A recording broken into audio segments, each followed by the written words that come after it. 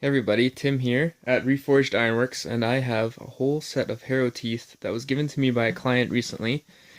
He wants me to take a small set of these and forge them into the kama. Those are the rice knives that I make. They're very useful for basically cutting or trimming any kind of vegetation or small shrubs that you have in your yard or garden or food forest. So the first thing I want to do with this steel, since I don't really know anything about it. I don't know the metallurgical properties or the specific steel type or numbers that might be given to this. I'm going to put it through a series of tests that I use for all the scrap steel that I get. And the battery of tests, I actually got the idea from Dave at Island Blacksmith. Thank you, Dave. And what I want to do with these pieces is basically put them through a series of different tests to see what carbon content could possibly be in them. They are harrow teeth. I know that from the client. He told me where they came from his family farm in Saskatchewan. And I'm going to take that start. The chances are very good that they're already a high carbon, but I'm going to put them through a couple other tests just to verify and make sure that that's the case. So the next thing we're going to do is the file test.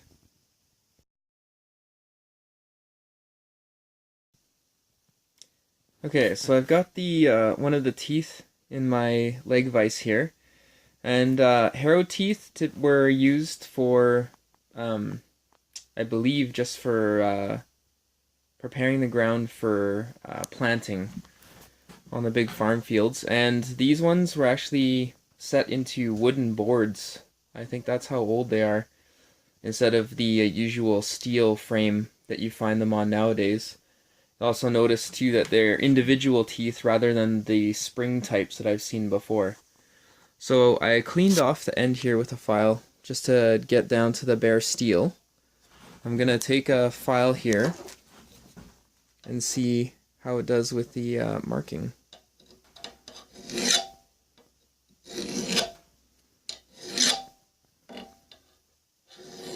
So what I'm feeling for is how much the file bites into the surface of the steel.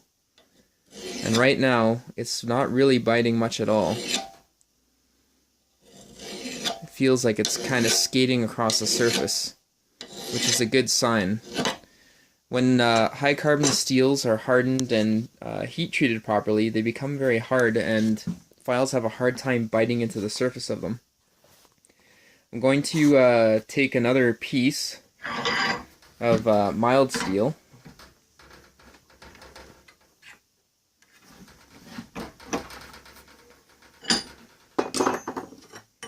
And use it as a comparison.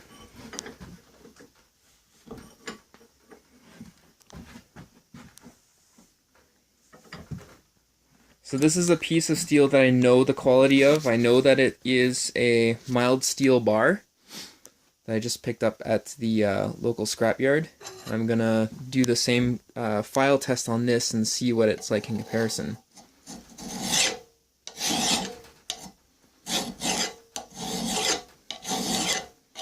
So I can tell already that the file bites quite readily. If you look here,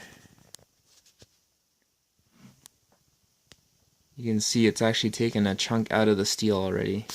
That's one of the great things about mild steel. It's very easy to shape. So here, get it to focus if I can. There we go. Shiny, but no real cuts. So that's a good sign. It's passed the file test. So from here, basically could do the brake test right away, but for the sake of completeness and for education, I'm going to go on to the spark test, which is done using a bench grinder. And the spark patterns that come off the steel will tell you, or can hint, I should say, at what the carbon content is like in the metal. So I'm going to do that next to get this grinder spinning, and we'll do that.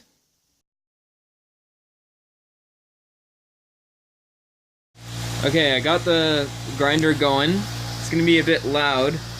So what I'm gonna do first I'm gonna touch the harrow tooth I should say, to the grinder and take a look at the sparks, see what the spark pattern looks like, and then I'm gonna compare that to the piece of mild steel that I already know the quality of and get an idea of that. What I'm also going to do is take this piece of leaf spring, and I know it's leaf spring because I cut it from it, and I know that leaf spring is a high carbon steel, and I'll hold that too last as a comparison too to see what it's like compared to the harrow tooth.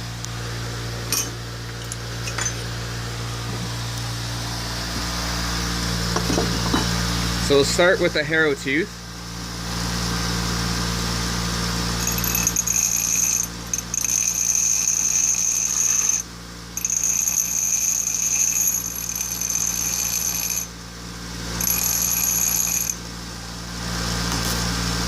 Now I use the mild steel bar.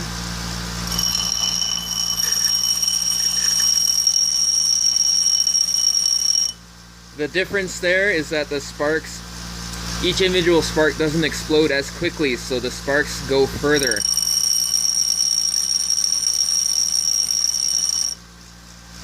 I'll put the harrow tooth back on, just as a comparison.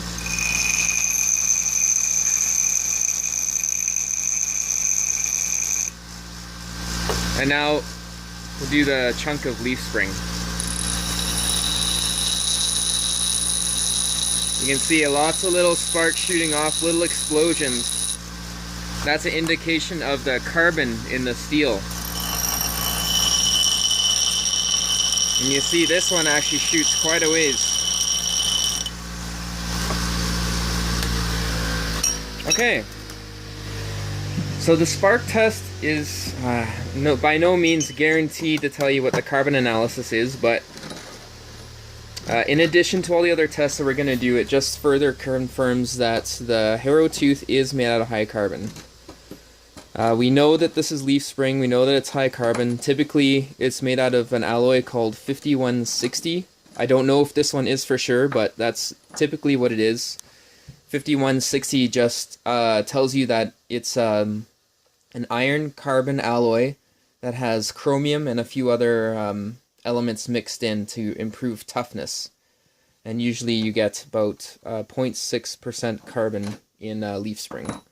The harrow tooth is probably going to be around that, maybe a bit higher. I'm guessing because it's an older piece of steel that it's actually going to be perhaps just pure iron and carbon without any other elements mixed in. And then of course the mild steel, which is iron and carbon too, but the carbon content is much lower compared to these two. Alright, so the next test is going to be the brake test. So I'll have to fire up the forge to do that, and we'll get that done.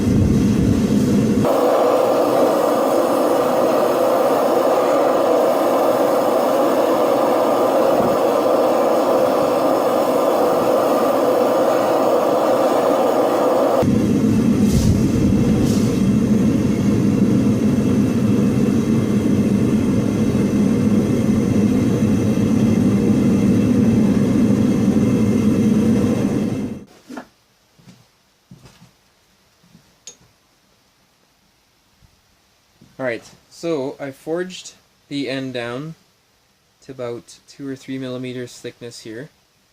I'm going to do another file test quickly, see if it skates. The file should skate on this now if it's high carbon.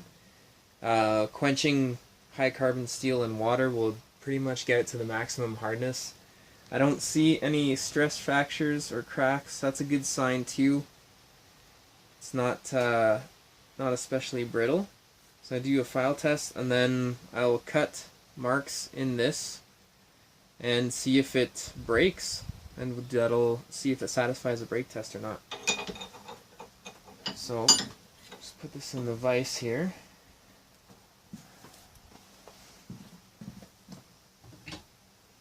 Grab a file. Oh yeah. That is most definitely skating.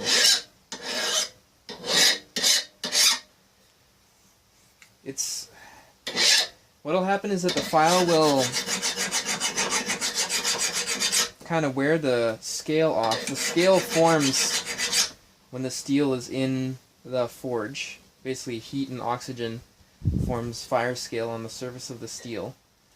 The file will kind of cut into that to the point where it cleans it off. So now you can start to see I don't know if you can see in the video, but the mirror finish here, or polish.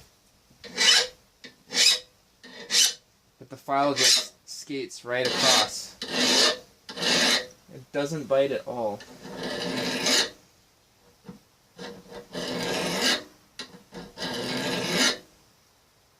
Yeah. So that is probably most definitely high carbon steel, which is great. But for the sake of completeness and educational purposes, I'm going to take my angle grinder, couldn't remember the name there, and just do an incision, cut through most of the thickness of this, and then do the brake test, and basically see if it'll snap off, and I suspect it will. So the next part will be to make that cut.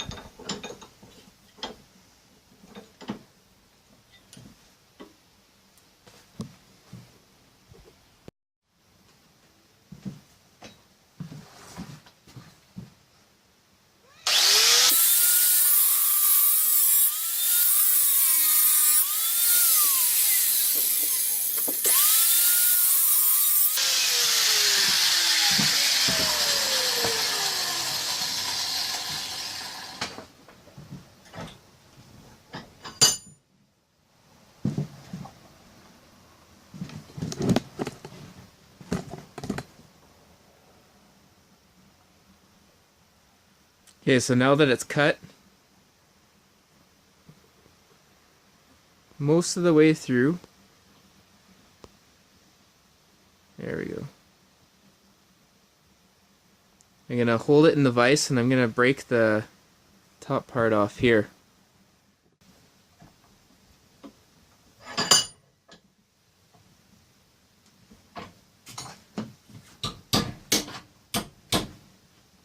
Oh, it already broke. Even further down. Yeah, so there. It was so brittle that it actually broke below where I had cut it.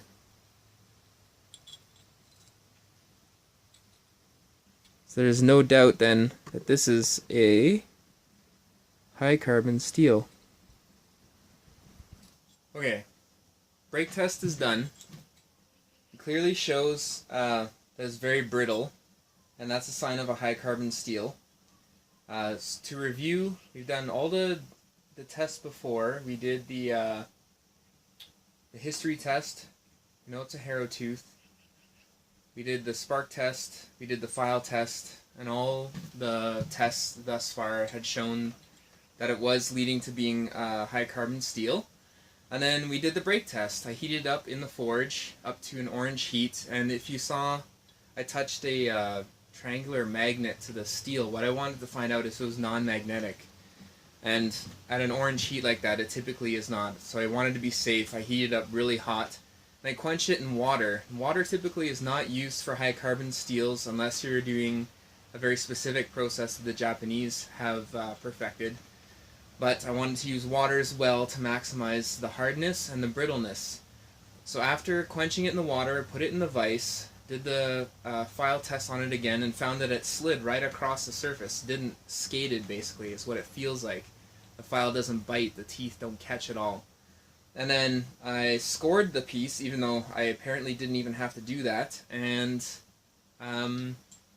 broke it with a hammer, and it broke apart very easily. So the brittleness and the hardness and all of the other tests combined show me that this piece of scrap, this old harrow tooth from a farm that the client gave me, is high carbon steel and is suitable for making into blades, knives, or other type of tools that need to hold an edge, have to be sharp, hard, and durable. So the next thing I'm going to do with another piece, with another tooth, I'm going to forge it out again like I had done before into a blade-shaped kind of geometry there. And what I'll do is I'll take the grinder and I'll cut it in two places, so I'll have 3 or 4 segments. Cut it in a few places, you know what I mean. And then what I'm going to do is heat each segment up to different degrees. So the tip is going to be the same as what I've done now, so a bright orange.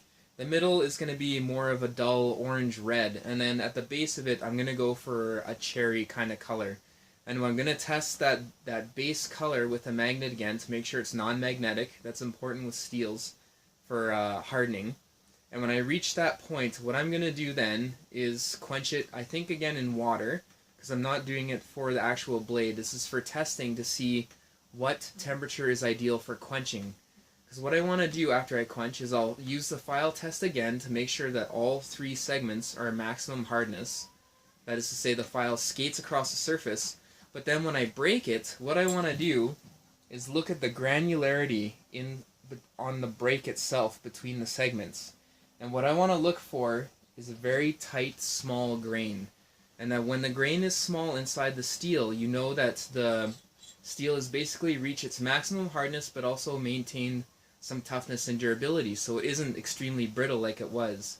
And when I just slightly tapped it, and look out, like the steel is over 1/8 of an inch thick. It should not be brittle like that if it's treated properly. So yeah, once I've determined the proper quenching temperature, what I can do then is take the harrow teeth that I'm going to actually use for the blades, and when I've done forging the blade out and I'm ready for quenching, I'll know what temperature to heat it to. Typically, if you were to use a numbered steel from a manufacturer, they would tell you precisely quench at this temperature and in this medium, and the medium can be a certain temperature as well. from experience, determined that oil, either at room temperature or heated up to about 150, 160 degrees Fahrenheit, is good for most high carbon steels. That may be something else that I have to test as well. So using scrap steel kind of comes with a lot of extra work, but it's kind of neat because you're experimenting and discovering what it is that you're working with. It's not a guaranteed process, and admittedly, it's not going to be, I'm not going to get the maximum out of the steel that I could if I knew what steel it was. However, through experience and through testing and whatnot, I can get very close to that maximum performance for any piece of steel that I happen to be working with. So yeah, that is the testing of scrap steel to find out if it's suitable for using in blades, knives, and tools. I hope you enjoyed the video. This is Tim signing off for Reforged Ironworks, which will soon be rebranded as Iron in Time. I'm entering a business with my lovely wife and herbalist, Lorinda Peel. Wickstrom. Oh man. We just got married. So anyways, that's enough about me. Yes, thanks for watching, and we'll see you later.